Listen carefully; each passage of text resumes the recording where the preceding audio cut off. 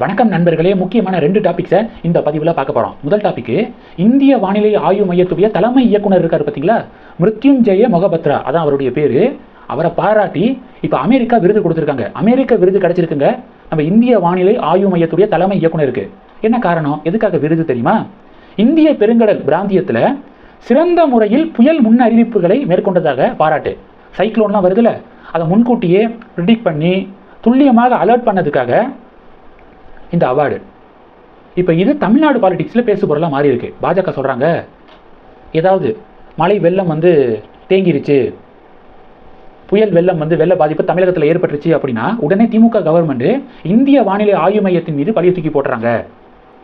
முன்கூட்டியே அலர்ட் பண்ணலை, துல்லியமாக எங்களுக்கு அலர்ட் பண்ணலை அப்படின்னு சொல்லிட்டு இந்திய வானிலை ஆய்வு மையத்தின் மீது பழிய தூக்கி போட்டுறாங்க. ஆனால் பாருங்கள், இந்திய வானிலை ஆய்வு மையம் தான் ஒன் ஆஃப் த பெஸ்ட் ப்ரிடிக்டர்ஸ். புயலை துல்லியமாக கணிக்கிறதுல இந்திய வானிலை ஆய்வு மையம் தான் சிறப்பாக செயல்படுறாங்க அப்படின்னு சொல்லிட்டு அமெரிக்க விருது கிடைச்சிருக்கு.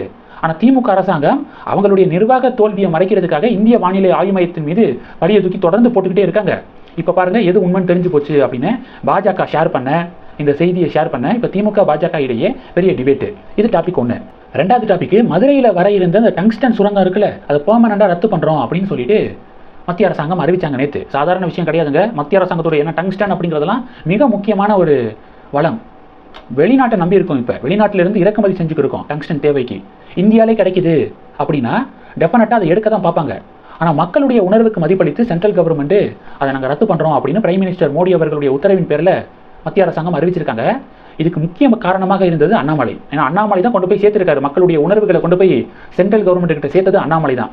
இப்போ அண்ணாமலைக்கு அந்த பகுதியில் இருக்கக்கூடிய மக்கள்லாம் ஒரு பெரிய நன்றி தெரிவிச்சுருக்காங்க. எப்படி நன்றி சொல்கிறதுனே தெரியல அண்ணாமலைக்கு அப்படின்னு சொல்லிட்டு அவர் எடுத்த எஃபர்ட்டுக்கு பாராட்டு தெரிவித்து நன்றி தெரிவிக்கிறாங்க. இப்போ தமிழ்நாடு பாலிடிக்ஸில் டிபேட்டு. திமுக கவர்மெண்ட் நாங்கள் சட்டமன்றத்தில் கொண்டு வந்த அந்த தீர்மானம் இருக்குல்ல, டங்ஸ்டன் சுரங்கத்தை எதிர்த்து தீர்மானம் போட்டோம், அதுக்கு பணிஞ்சிருச்சு மத்திய அரசாங்கம் அப்படின்னு சொல்லிட்டு திமுக ஒரு பக்கத்து பதிவு போட, இதுக்கெல்லாம் ஸ்டிக்கர் ஓட்டுறீங்க அப்படின்னு பாஜக திட்ட வைக்கிறாங்க. இது எல்லாத்தையும் நம்ம பார்க்குறோம். தமிழக பாஜகவினர் ஒட்டுமொத்தமாக மக்கள் இவங்கெல்லாம் அண்ணாமலைக்கு கிரெடிட் கொடுக்குறாங்க. நான் முன்னாடியே சொன்ன மாதிரி தமிழக பாஜகவை சேர்ந்த ஒவ்வொரு நிர்வாகிகளும் அண்ணாமலையுடைய பேரை மென்ஷன் பண்ணி மத்திய அரசாங்கத்துக்கு நன்றி தெரிவிக்கிறத பார்க்குறோம். ஆனால் வானதி சீனிவாசன் அவர்கள் போட்ட பதிவு பெரிய டிபேட்டாக மாறி இருக்கு. வானதி சீனிவாசன் அவர்கள் இப்போ இந்த இன்சிடென்ட் இருக்குது பார்த்தீங்களா, மத்திய அரசாங்கம் ரத்து பண்ணாங்கல்ல, இது குறித்து அவங்க ஒரு பதிவு போட்டிருக்காங்க. அந்த பதிவில் அண்ணாமலையுடைய பேரை கூட அவங்க மென்ஷன் பண்ணலையே. ஏன்? அண்ணாமலை எவ்வளோ எஃபர்ட் போட்டிருக்காரு. வெறும் தமிழக பாஜகவுடைய முயற்சிக்கு கிடைத்த வெற்றி அப்படின்னு தான் போடுறாங்களே தவிர அண்ணாமலையுடைய பேரை போடுறதுல அப்படி என்ன தயக்கம் உங்களுக்கு?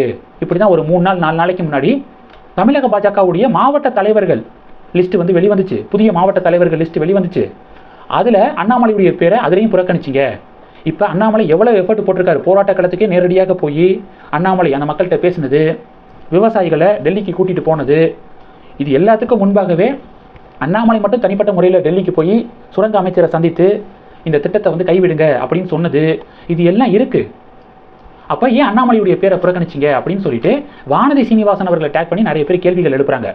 ஹெச் ராஜா அவர்களை பாருங்க, மூத்த தலைவர் எவ்வளவு பக்குவமாக நடந்துக்கிறாரு பாருங்க. ஹெச் ராஜா அவர்கள் அவரும் ஒரு பதிவு போட்டிருக்காரு. மத்திய அரசாங்கத்துக்கு நன்றி தெரிவித்து ஒரு பதிவு போட்டிருக்காரு.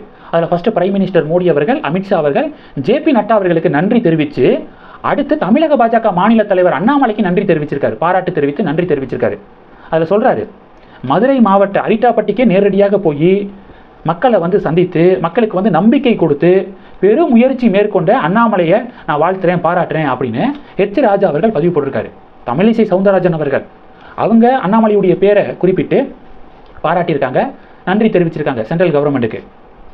ஏன் வானதி சீனிவாசன் அவர்கள் அண்ணாமலையுடைய பேரை பயன்படுத்தலை? தமிழக பாஜக மாநில தலைவர் தேர்தல் நடக்க போதில் இதில் அடுத்த பாஜகவுடைய மாநில தலைவர் யார் அப்படிங்கிற இந்த கேள்விக்கு சில பேர் நாமினேஷன் பண்ணியிருக்காங்க, விருப்பம் தெரிவிச்சிருக்காங்க. அந்த பதவியில் போட்டி போடுறதுக்காக விருப்பம் தெரிவிச்சிருக்காங்க. அதில் வானதி சீனிவாசன் அவர்களுடைய பேரும் இருக்குது. இதன் காரணமாக அண்ணாமலையுடைய பேரை புறக்கணிச்சிங்களா அப்படின்னு சொல்லிட்டு தமிழக பாஜகவினர் தொடர்ந்து பதிவுகள் போடுறதை நம்ம பார்க்குறோம்.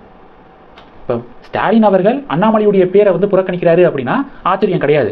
ஏன்னா திமுகவை பொறுத்த வரைக்கும் அதிமுகவை தான் முன்னிலைப்படுத்த அவங்க பார்ப்பாங்க. தமிழகத்தில் திமுக வெர்சஸ் அதிமுக அப்படின்னு தான் களம் இருக்கணும் அப்படின்னு அவங்க எதிர்பார்ப்பாங்க. அது எல்லாத்தையும் தாண்டி அண்ணாமலை மேலே இருக்காரு. இப்போ கூட ஒரு சம்பவம் நடந்துச்சு. என்னன்னா, ஒரு நிகழ்ச்சியில் முதலமைச்சர் ஸ்டாலின் பேசுகிறாரு. எடப்பாடி பழனிசாமி அவர்கள் ஒரு அரசியல் கட்சி தலைவர் போட்ட ஒரு பதிவை காப்பி பேஸ்ட் பண்ணி எடப்பாடி பழனிசாமி அவர்கள் வெளியிடுறாரு அப்படின்னு முதலமைச்சர் ஸ்டாலின் சமீபத்தில் பேசினார்.